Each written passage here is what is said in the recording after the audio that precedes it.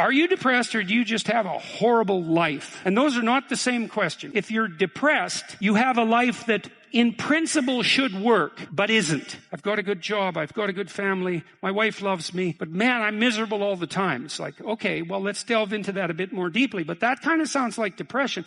But then you might come and say, well, I'm miserable. I'm suffering. I don't even want to be alive. And you can walk through someone's life and you can find out if they're reasonably embedded in a hierarchy of social institutions. And if the answer is no, no intimate partner, no family, no children, no friends, no job, no career, no educational pathway, no engagement in civic responsibility, no church attendance, no spiritual life, no routine, well, you're not depressed. You just have a horrible life. If you are in a situation where you're feeling so depressed, so down in the dumps, do this little tally, like go through this video and see, what do you have? What do you do? Do you have a partner? Do you have interests? Do you have spiritual beliefs? Do you have a job? Do you have a career? And then at least if you take note of that and you tally it up, you're able to work towards things like, how can I start working towards a career? What do I really want to do? In 20 years' time, I want to look back and see this as the starting position. Like, I want to look back and see this very day at the beginning of March 2024, I was beginning a new journey and I was beginning a new path and I was starting a new life. And that's when my life changed, when I decided, when I sat down, pulled out my journal and wrote, this is going to be my career. This is going to be my journey. I'm going to find a partner. I want a partner. I think that sometimes we don't want to even admit to ourselves the things that we want. And so obviously we can't get them. You can't have what you won't admit to yourself. If you won't admit to yourself, I want a partner, 100%. I want children. I want a career. I want a career in writing. I want a career in giving speech, whatever kind of career you want. You have to be able to admit it to yourself. I think we like imagine our dreams and we're like, that's so ridiculous. I can't say that out loud. It sounds too outlandish. Well, if you can't admit it to yourself, God can't start like giving it to you. God can't give you what you won't admit to yourself. If you believe in the universe can't give you what you won't admit to yourself. So you have to like write down the things you want, say them out loud, go after them with purpose, be intentional in the way that you pursue your dreams. You can't just say, I want to have a comfortable life. Well, what does a comfortable life look like? Because our comfortable lives don't look the same.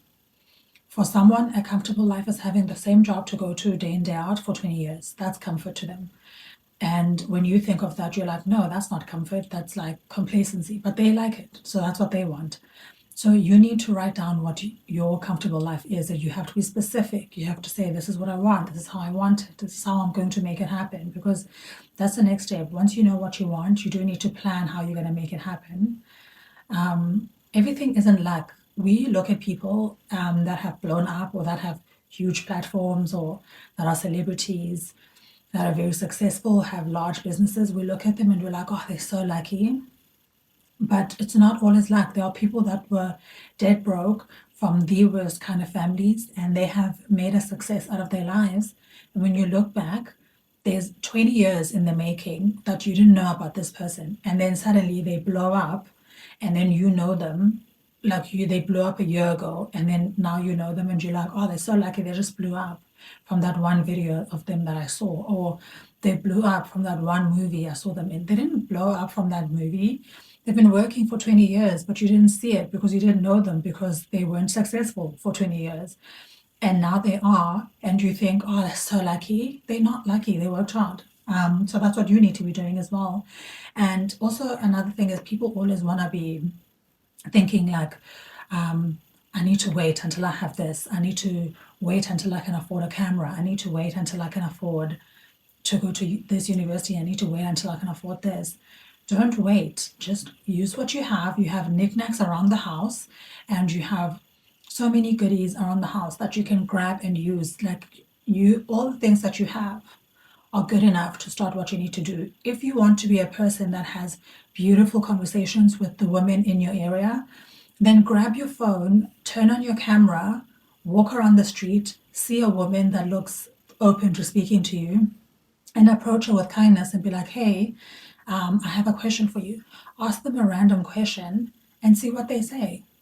Post it, and then there you have a post, you have a conversation, you started something, you have connected with someone, maybe you've made a lifetime friend, and you are living your purpose already.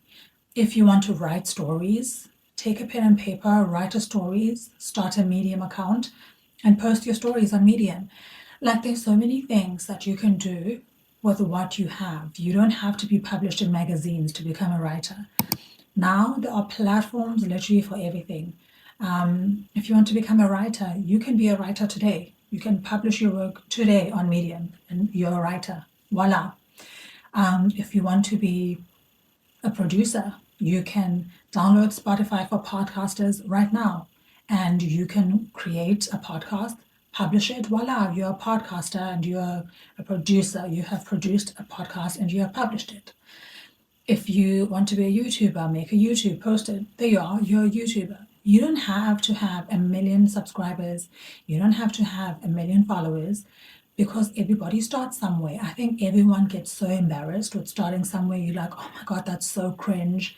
People that know me are going to be embarrassed. I'm going to be embarrassed. Everyone's going to see me trying so hard. It's so lame. What's lame is doing this job that you hate with nothing to look forward to at the end of the day. At least if you're creating, if you're painting your art and you're planning your life, at least when you're doing that, you have something to look forward to when you come back from your disgusting job. When you get back from your job, you're going to be able to start your life. You're going to be able to pick up your phone and record a video. You're going to be able to pick up your pen and paper and write a story. And that's going to give you so much joy, so that the next morning you can wake up and not hope to get knocked over by a bus, because you will be living a life of purpose and a life of meaning. You're going to be happier at work. You're going to be kinder to your customers, because you're going to be living literally your best life with the little that you have. And if that's embarrassing to you, living your best life and living with purpose and being excited, then I'm sorry, I don't know what to tell you.